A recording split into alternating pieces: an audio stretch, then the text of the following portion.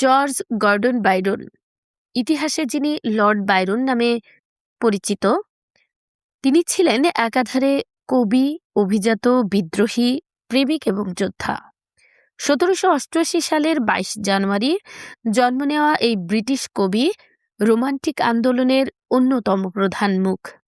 তার জীবন যেমন ছিল উজ্জ্বল ও বর্ণিল, তেমনি ছিল বিতর্কে ভরা ও আত্মসংঘাতে দীর্ণ। রোমান্টিক কবিতার জগতে বাইরনের অবদান অনস্বীকার্য। তার দীর্ঘ বর্ণনামূলক কবিতা চাইল্ড হ্যারোল্ডস পিলগ্রিমেজ তাকে রাতারাতি খ্যাতির শিখরে পৌঁছে দেয়। পরবর্তীকালে রচিত ডন জুয়ান কাব্য তাকে ইউরোপ জুড়ে এক অনন্য সাহিত্যিক কণ্ঠে পরিণত করে। ছোট গীতি কবিতার মধ্যেও তার প্রতিভার স্বাক্ষর, বিশেষ করে অমর কবিতা শি ওয়াকস ইন বিউটি আজও বিশ্ব সাহিত্যের অন্যতম শ্রেষ্ঠ প্রেম কবিতা হিসেবে বিবেচিত। কিন্তু বাইরন শুধু কবিই ছিলেন না, তিনি ছিলেন নিজের জীবনের নায়ক ও খলনায়ক, দুটিই একসঙ্গে। বাইরনের জন্ম হয় লন্ডনে। তার বাবা captain John Mad Jack Byron ছিলেন দুঃসাহসী কিন্তু দায়িত্বহীন এক অভিজাত, যিনি সম্পদের লোভে একাধিক বিয়ে করেন। বাইরনের মা ক্যাথরিন গর্ডন ছিলেন স্কটিশ অভিজাত পরিবারের উত্তরাধিকারিণী। এই সূত্রেই বাইরনের নামের সঙ্গে যুক্ত হয় গর্ডন। শৈশব থেকেই বাইরনের জীবন ছিল টানাপোড়েনে ভরা। বাবার ঋণ, পারিবারিক অশান্তি ও সামাজিক অনিশ্চয়তা তার মনোজগতে গভীর ছাপ ফেলে। তার উপর ছিল একটি জন্মগত শারীরিক ত্রুটি, ডান পায়ে সমস্যা, যার কারণে তিনি খুঁড়িয়ে হাঁটতেন।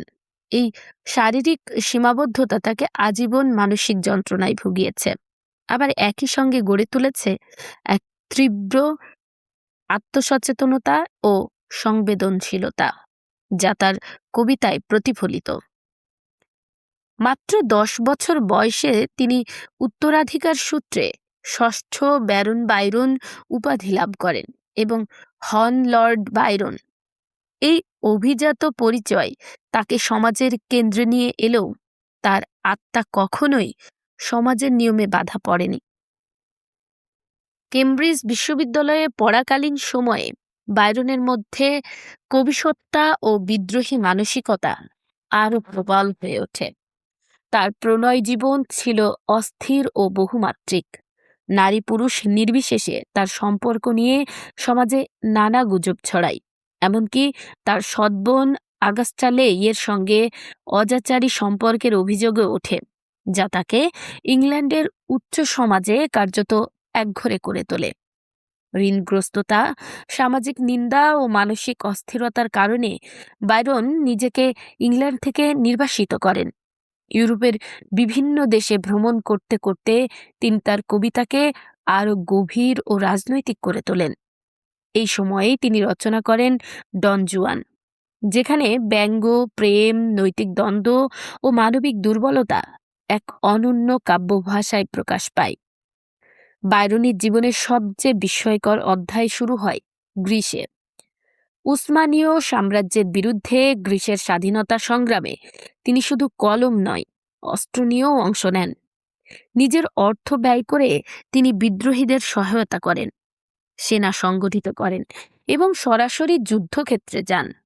এই কারণেই আজও গ্রিসে লর্ড বাইরনকে জাতীয় বীর হিসেবে শ্রদ্ধার সঙ্গে স্মরণ করা হয়। 1824 সালে গ্রিসের মেসলঙ্গি শহরে অবস্থানকালে তিনি জ্বরে আক্রান্ত হন। চিকিৎসার অভাবে এবং শরীরের দুর্বলতার কারণে মাত্র 36 বছর বয়সে তার মৃত্যু ঘটে। এক অকাল মৃত্যু, কিন্তু এক পূর্ণাঙ্গ জীবন। অনুমান করা হয় বাইরন বাইপোলার ডিসঅর্ডার বা ম্যানিক ডিপ্রেশনে ভুগতেন। তার উন্মাতাল সৃজনশীলতা, গভীর বিষণ্ণতা এবং হঠাৎ উচ্ছ্বাস সবই যেন এই মানসিক দ্বন্দ্বেরই প্রকাশ। লর্ড বাইরন ছিলেন রোমান্টিক যুগের প্রতীক, একজন মানুষ যিনি সমাজের সীমা মানেননি, হৃদয়কে, আবেগকে অগ্রাধিকার দিয়েছেন এবং কবিতাকে পরিণত করেছিলেন ব্যক্তিগত স্বাধীনতার অস্ত্রে। তিনি প্রমাণ করে গেছেন কবিতা শুধু সৌন্দর্যের ভাষা নয়, তা হতে পারে বিদ্রোহ, প্রেম ও মুক্তির এক চিরন্তন উচ্চারণ। আজ তার জন্মদিনে জানাই আন্তরিক শুভকামনা। শুভ জন্মদিন।